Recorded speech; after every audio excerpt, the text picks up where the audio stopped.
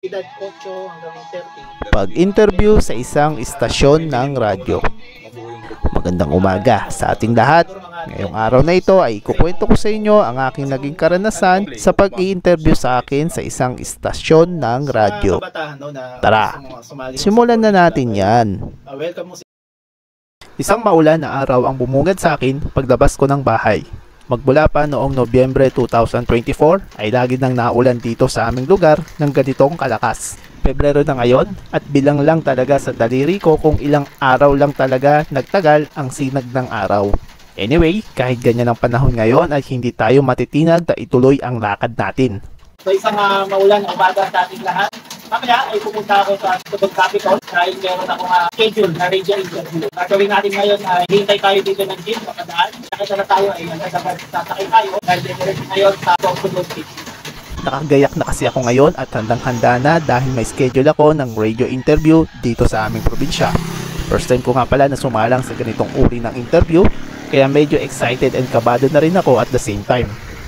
Matapos natin magsalita ay wala pang 10 minuto ay may dumaan ng jeep papuntang Sorsogon City.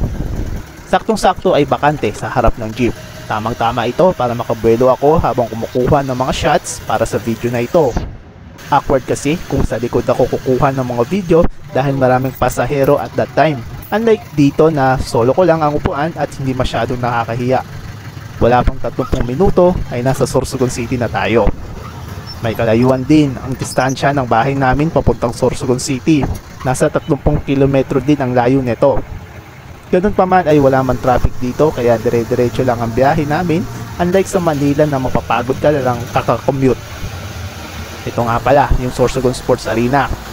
Ito po ay isa sa pinagmamalaki naming tourist spot dito sa aming probinsya.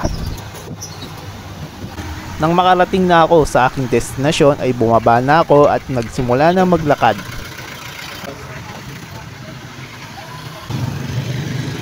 Kabababa lang natin sa jeep, diretso na tayo sa Capitol.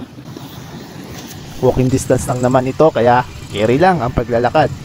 Matapos nating maglakad ay andito na tayo sa Capitol. Ito nga pala yung mga kanyon, rebulto ni Dr. Jose Rizal, at ang sadya natin ay ang Sorsogon Provincial Hall.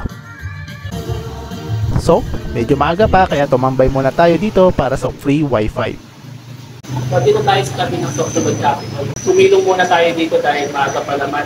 Usapan kasi is before 9 AM, dapat nandun ako sa office ng Provincial Agriculturist. Grabe, ang lakas pa rin talaga ng ulan ng mga oras na yan.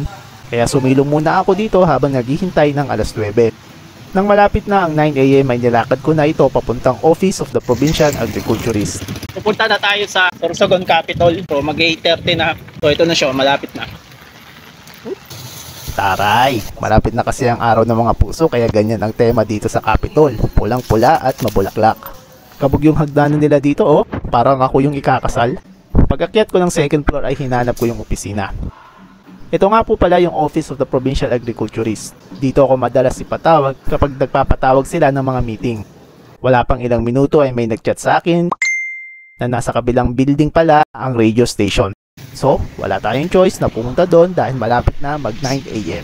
Hindi pala doon sa Office of the Provincial Agriculturist yung meeting. Diretso tayo sa SPDR, MMO o ano man yung kaya doon daw yung radio station. So, maulan pa rin. Dito nyo naman. So dito po pala yung building kung saan nakapwesto yung radio station. Umakyat ako pa second floor at hinanap yung opisina. Hindi rin naman tayo nabigo at nakita rin natin yung host at yung mikropono. Ito na yung radio station na sadya ko. So welcome po pala sa DWDR DPR Radio 105.5. Maliit lang yung area actually. Tingin ko kasya 3 hanggang 5 katao pero ayos na rin. Another core memory na naman kasi ito sa akin dahil first time ko makapasok sa ganitong lugar. Agad-agad naman ay kinausap ako ni Mr. Jose Abdal, ang host para sa oras na iyon. Siguro mga 10 members. So maiksi lang yung interview, mga 30 minuto lamang, at tungkol lang naman ito about sa 4-H Club at sa Young Farmers Challenge.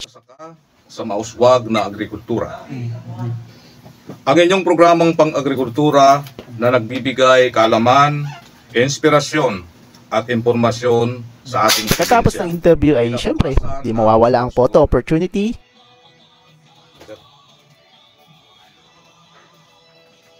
Meron pala And nagpasalamat na rin ako sa mga technical staffs.